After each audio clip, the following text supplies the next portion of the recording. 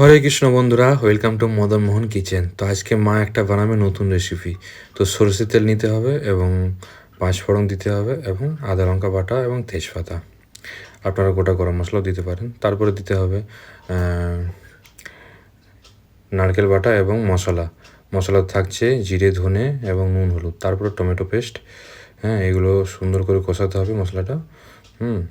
তারপরে পনির বাটা দিতে হবে। দেখুন পনির বাটা দেওয়া হলো, পনির বাটার একটু সাথে সাথে জলও দেওয়া হলো। তারপর দেখুন মশলা কষে গেছে, তেল ছেড়ে দিয়েছে। তারপর দেখুন ডিপ ফ্রাই করেছে এগুলো, আলু এবং পটলগুলো। তারপরে দেখুন এগুলো একটু সুন্দর কষানো হলো। তারপরে একটু গরম জল দেওয়া হলো এবং গরম মশলা এবং ঘি দিয়ে এবার নামানো হবে।